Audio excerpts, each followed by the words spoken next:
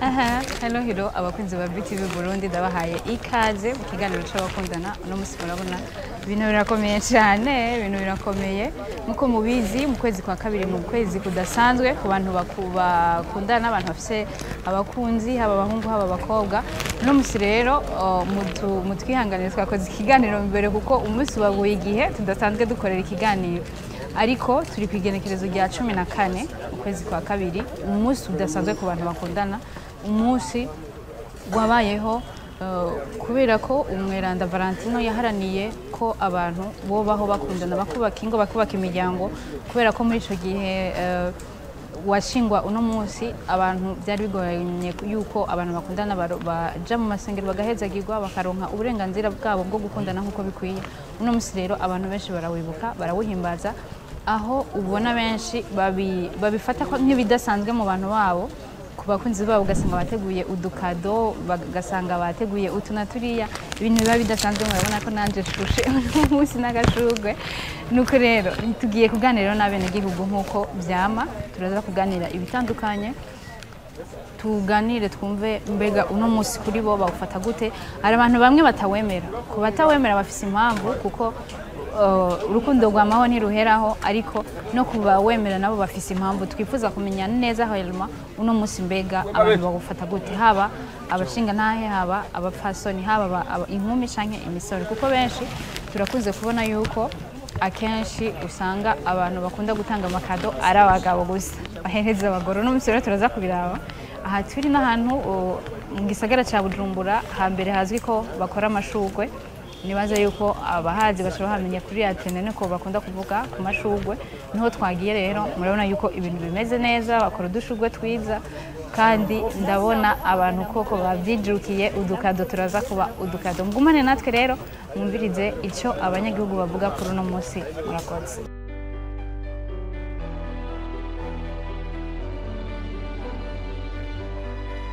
urumumama tugusanze hano bariko barategura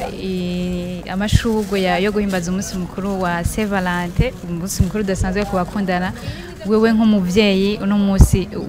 wakira gute n'umunsi umeze gute kuri wewe bon murakoze ku mijambo hama n'umunsi uryoshe je suis contente de le faire en fait tumenyereye abagabo yikorera twebwe. Et du coup, donc, moi, ce qu'on a dit, ils ont droit d'être genre gâtés.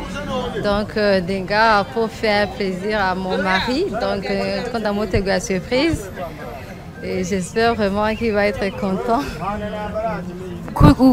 turakunze kubona abantu benshi uno munsi hari abawemera n'abatawemera hari abavuga ati gukundana n'iminsi yose abandi bakavuga ati kubera kino bikora mu yindi minsi isanzwe abandi nkawe bakabifata uno munsi nk'umunsi udasanzwe kuri bo wewe uri muri abo bantu baba babona yuko uyu munsi ari umunsi usanzwe hari icyo bababwiye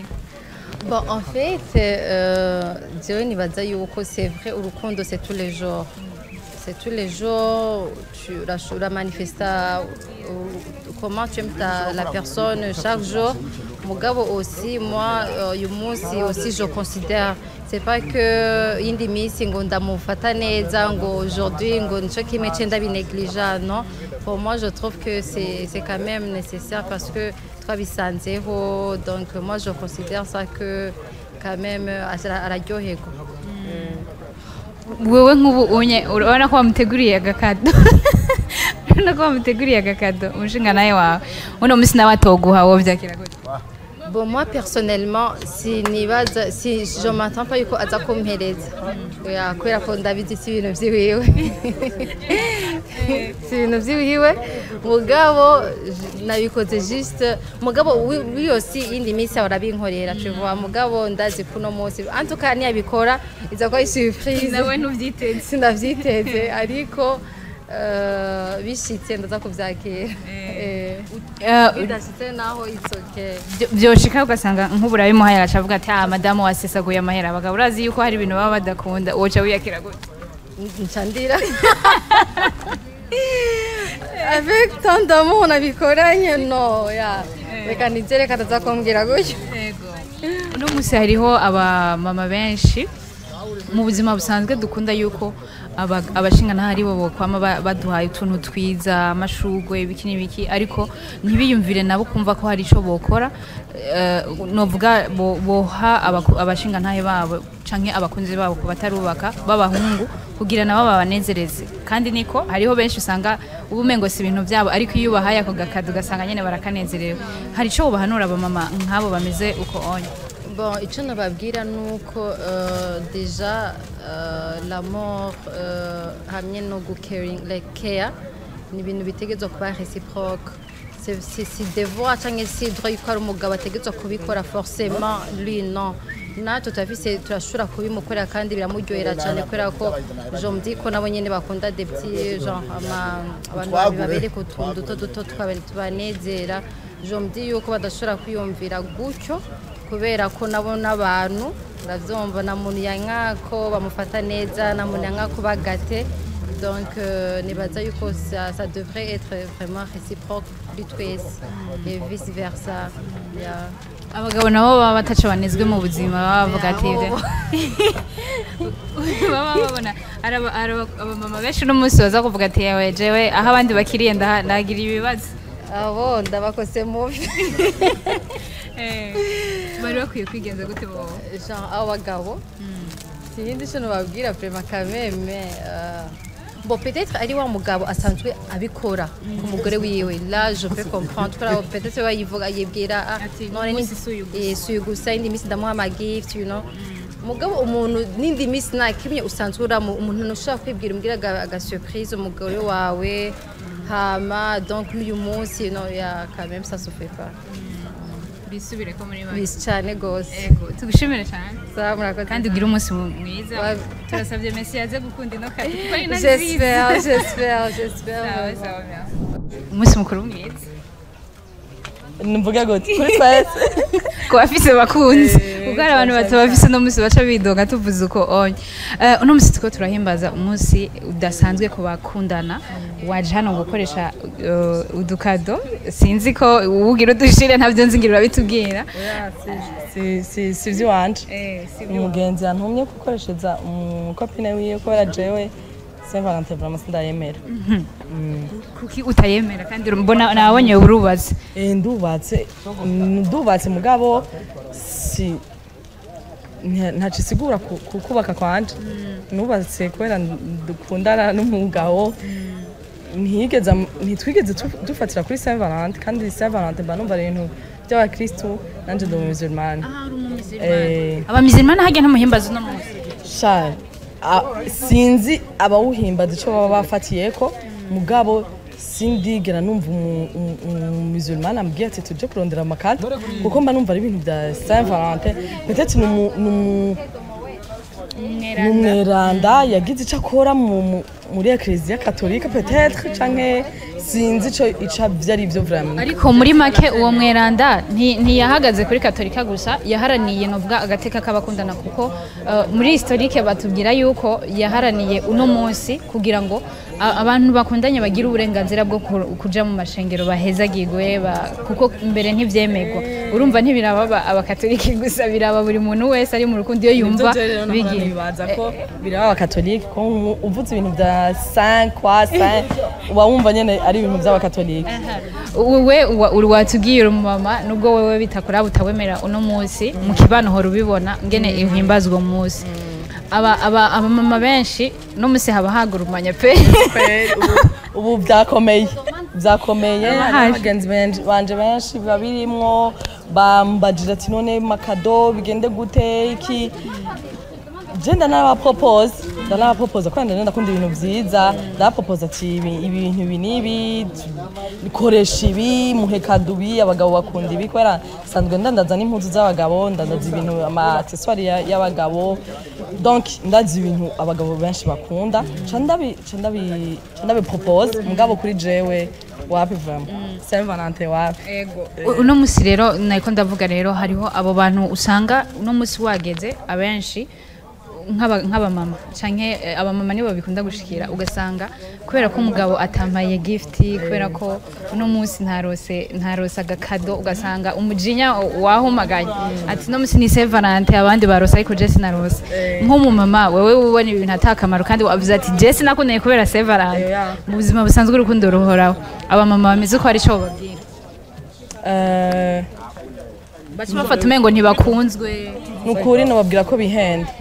barihenda cyane kubera gukundwa n'ivya misi yose ukunzwe umunsi umwe mu misi 365 numva umengo ni ikintu gikomera ubufisi sinumva ko ukeneye gukundwa rimwe ngo uce werekana ko umengo uwo munsi ni ukunzwe cyane utaha urukundo yindi minsi numva umenga ahubwo bo cultive urukundo rwabo bagakundana n'abapartenaire babo imisi yose babishoboye kuko ntivyoroshe imisi yose babishoboye bakama muri urwo rukundo kuko umunsi umwe uca ageze le 15 uca wumva umenga rwo rukundo rwatakaye yego watubwiye yuko abantu benshi bashushe nawe bagushuhiye hariho n'abandi no munsi baba bavuga ati no munsi naho nemeze umukunzi wanje nongira ibi nibi ugasanga hajemwo n'ikintu cyo gusesagura bakibagirwa yuko ejo ubuzima buzobandanya wewe watubwiye ko usanzwe ubikora unadandaza n'impuzu niki wohanura abantu no munsi bizihiza uno munsi bawuhimbaza kugira ngo bawuhimbaze neza hama nejo ubuzima buzobandanya nukuri ndateye n'intege kwanza n'abantu bawemera kubera sinoca ndabemeze je ivyo nemera ndateye intege abantu bawemera bakora ivyo bahora bakora bakoresha uburyo basanzwe bafise nivyo nari navuze n'ubwa mbere barinda ikintu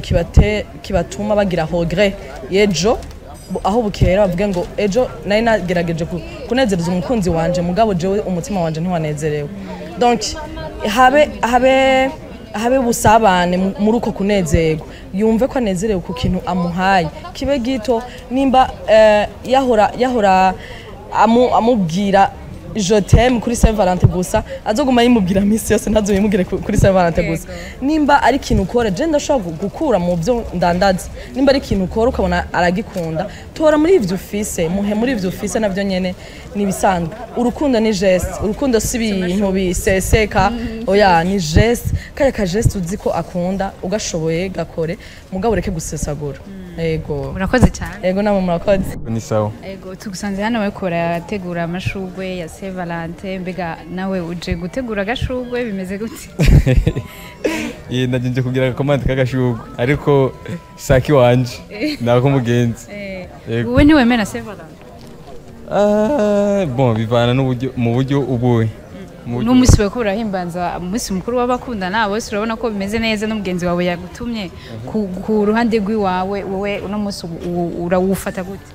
bon je kuri jewe nabaza ko ari umunsi usanzwe nk'indi misi yose ariko bivanye n'abantu isiguro bawuhaye kundi muntu ushaka kusigura ikindi kintu gitandukanye n'ibindi ariko kubwiwanje nabaza yuko ari umunsi usanzwe bafise umuntu mukundana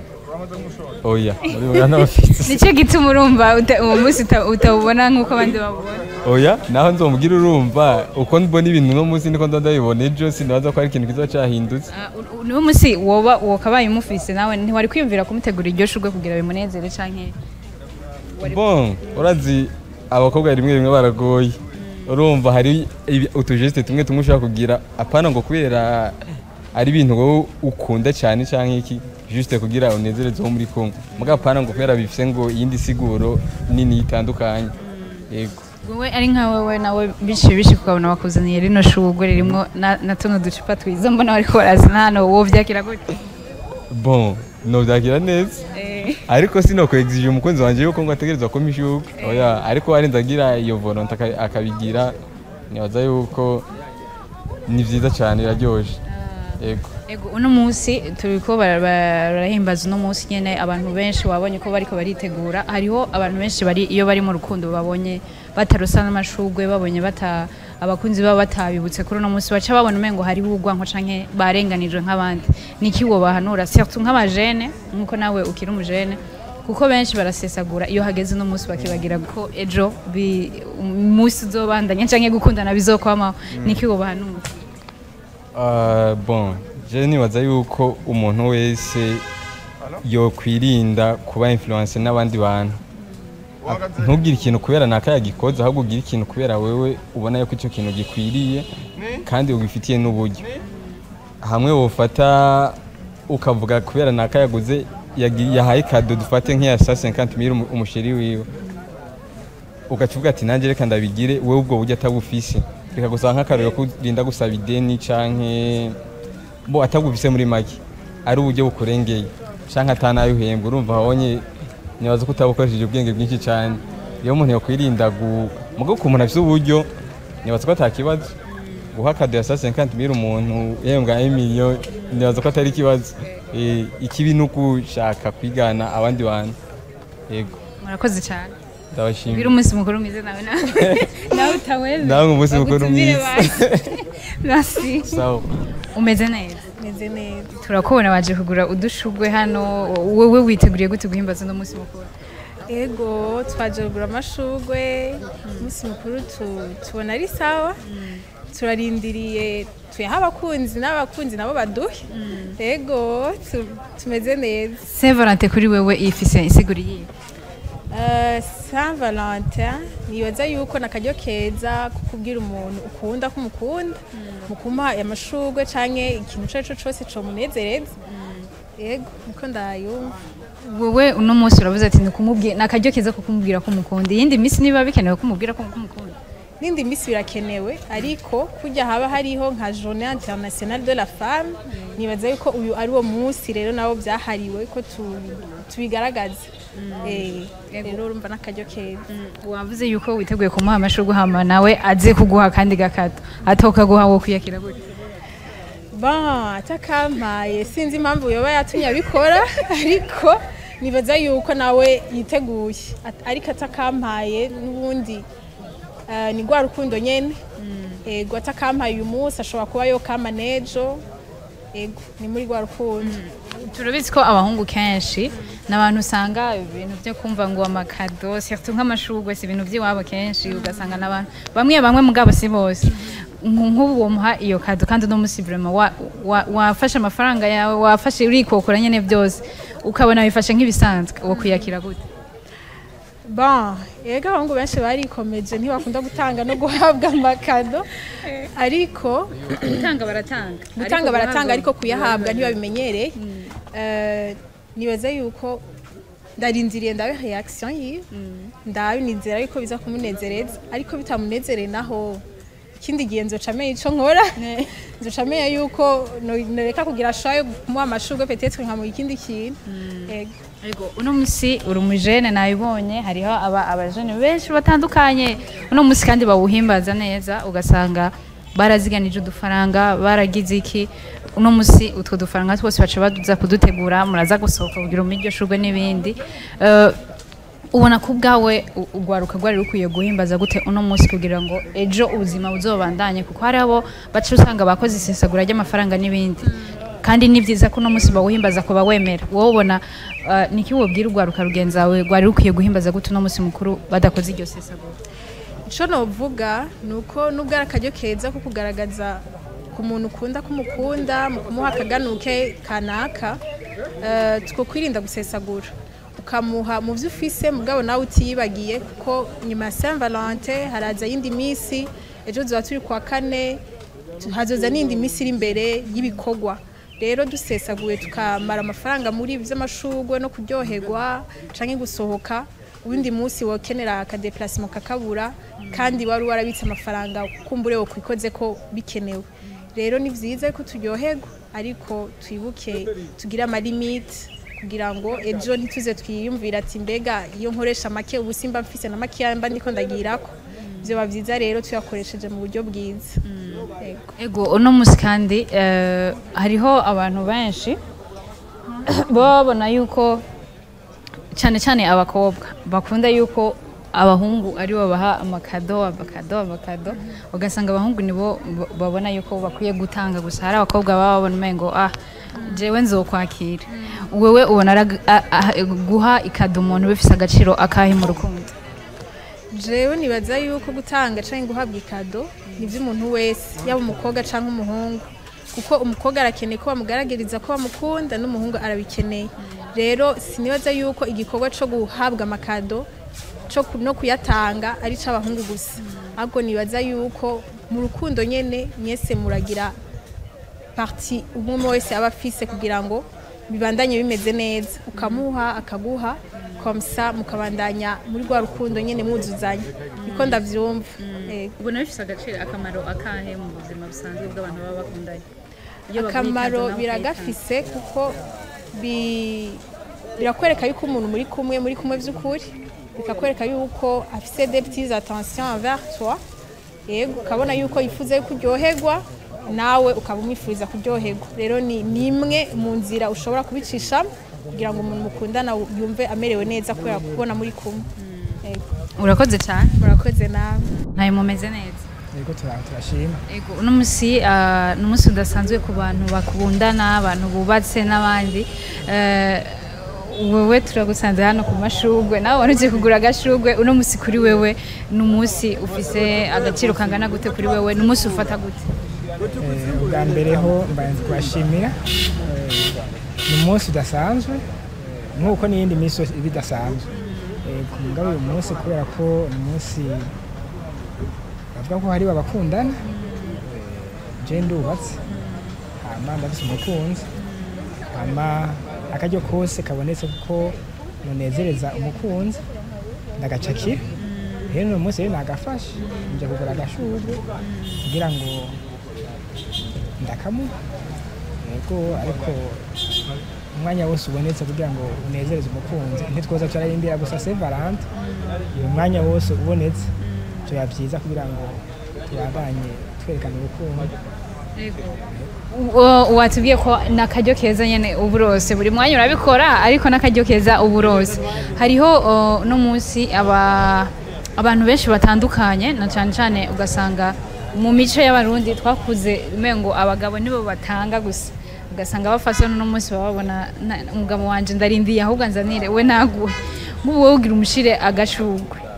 wewe usanze ataco yaguteguriye nko mushinga ntahe wo vyakira gute Kenda vyakira neza kubera ko ntarinda kukamba gusa kuri Saint Valentin n'indi minsi tari Saint Valentin ahora binkorera urumva rero ko aka karyo nubwo jewe ndamutanze ni vyiza hari n'igihe nosanga nawe yantanze nawe yagize ibindi ariko jengira ku ruhande rw'iwanje nawe igihe bimworoheye abishoboye abyumvise arabikora ivyo nkokora ngo ntacyo yankoreye kubera ko turabisanganye nunagatwaye kugira ngo nawe bakwishure ndibaza oya basi oya sikuvuga nta turasanganye ego muri mu ncamake watubwiye wowe n'umunsi uhimbaza wewe wotubwira muri make uno munsi hagati y'umufasoni wawe muza kuwuhimbaza gute uza kumuha agashugwe gusa canke nibihe bikorwa wategekanije nk'umushinga nawe kugira ngo uno munsi muze kuwuhimbaza neza sagashugwe gusa nibaza ko nibindi birakurikira gusa nuko nohava ndayivuga mugaca muyimwereka hakiri kare turagerageza tuyishire ubanze uheze yego ariko nibaza ko n'ibindi birakurikira turaja ahantu turasohoka turaryoherwa yego agasurprise nyene cyari tabayiteze kuri uwo munsi ni byinshi yego muri uko gusohoka kwanyu mbega ibiyago muza kugira ko vyifatira uno munsi hanini ntiwotubwira yego ibiyago muza kugira ariko wotubwira ikiyago n'umunsi kiza kuba kibagize uno munsi mu buzima busanzwe turazi umuryango ugizwe n'abana ari gihe rasiba yaheze utubazo twinshi umuntu muba muganira ariko uno munsi numva nkeneye kumenya n'ikihe kiyago cy'urufatiro muza kuganira ikiyago cy'urufatiro tuyaga ni ngene dusubira gukomeza ubucuti n'urukundo dufitaniye kubera ko kenshi ugiye kuraba urukundo ni ikintu umuntu avomerera wihenze gatoye urashobora gusanga rwabajanye rero gusubira kwevarira cyangwa gusubira kuraba urukundo mufitaniye uko rumeze kugira musubire mu rukomeze ahanini n'ivyo tuyaga ko kugira turabe ingene twasubira gushyiramo akariro uburyohe urukundo tuba dufitaniye ahanini naho tuza gushimikira ku rukundo hagati yacu n'ingene urugo rwacu ruba rwubatse kubera ko iyo hatabonetse akaryo kuza muricarana ngo musubire muyage murabe mbega hagati yacu bimeze gute cyangwa ukuntu turiko turarira abana bimeze gute mu muryango hoba habuze iki kugira ngo ibyo byose urabona ko kamwe kabuze kaca kagira ingaruka kuri na rwawe ukuntu mwari mufitaniye urumva rero ibyo byose nibyo muca tuyaga ko kugira ngo dusubire dukomeze urukundo ego watubwiye ijambo ryiza utangura watubwiye yuko n'umunsi umwe wowe ku bwawe uburose akaryo ariko hariho n'iyindi minsi no munsi hariho abantu benshi mu ngo ugasanga ntibigera bitaho guha ikado umuntu bakabona yuko reka ndamurindire kazoba rimwe gusa muri 14 nihagera mbega nk'umushinga nawe wubatse urugo umaze kubona byinshi wewe ku bwawe ubona guhikada umuntu canke guhishuga umuntu mu buzima busanzwe bifise agaciro kahe byari bikwiye gukorwa iryo rimwe gusa canke byari bikwiye yuko n'abantu boze baragerageza bikaba imisi yose ubwa mbere ho no kumenya ko hariho mu migenderanire abantu bagiranira cyangwa ko umuntu asanzwe ameze usanga hariho ikintu usanga umuntu akunda kandi kigatuma gikomeza urukundo muba mufitaniye hariho kumva urukundo agakado hariho ukunda ko umuha umwanya ukwiye hariho ukunda ko uvuga akumva ko ari rasure ko yemewe n'ibindi byinshi urumva rero uraheze ukamenya uti uyu twubakanye n'igiki akunda cyane agakado rero ni kimwe mu bintu biza bikomeza urukundo hamugabo uko mubana ni kumwigana ukamenya uti muntu iyo umuhaye iki cyangwa umugiriye iki biramwubaka cyane rero urumva agakado ni kimwe muri ivyo hama nukuza mu kumarana umwanya tuyaga kikaca kiba n'ikindi rero urumva ko si byiza ko gusa umuntu arindira kuri Saint Valentin gusa n'ikindi gihe umuntu kuzarabikora ni byiza cyane yego murakoze cyane uno munsi dusozera nk'umushinga nahe niki uhanura ingo canke imiryango usanga bataza kuronka ubwo buryo bwo guhimbaza no munsi ugasanga umwe muri bo haba umugabo cyangwa umupfasoni agaca yisanta yuko umengo ntakunzwe ko atarose ishugo uwo munsi ko atarose agakado uwo munsi umengo umushinga nawe yamwibagiye canke umuntu bakundana yamwibagiye canke ku ruhande rwe bakumva yuko umengo kubona atarose ikado no munsi kabaye niki wo bahanura nk'umwe mu basanzwe babona agaciro ko no munsi kimwe ubwa mbere novuga yuko uyu munsi mu migenzo yaje nk'abarundi ntiwamyeho ntitwamye tubuhimbaza ni kumva ko hariho bamwe babireka kubihimbaza kubera ko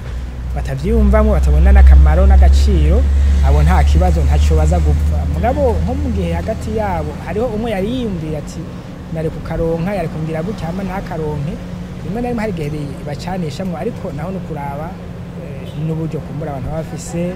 hama n'ukuntu babitahura bavyumva ariko kandi ukamenya neza yuko si byinshi umuntu agenda gukora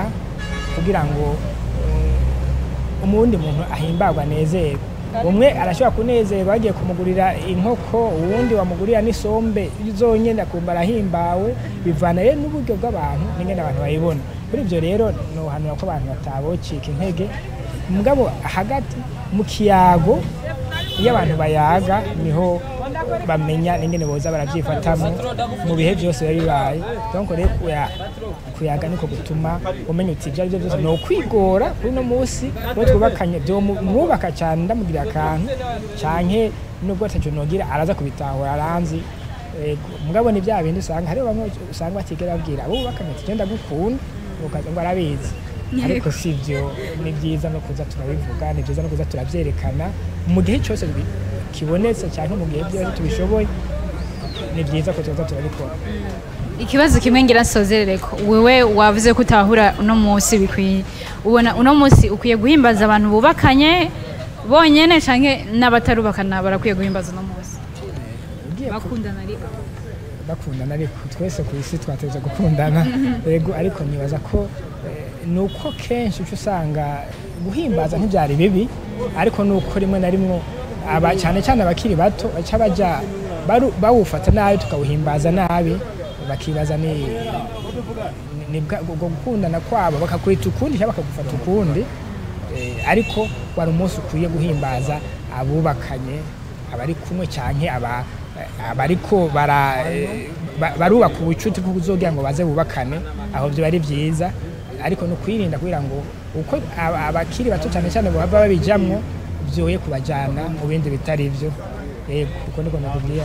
Murakoze cyane. Nawe murakoze cyane. Ngire n'umusi mwiza na madame. Namwebwe n'umusi mwiza. Nuko rero abo twaganiriye mwabyumvise yuko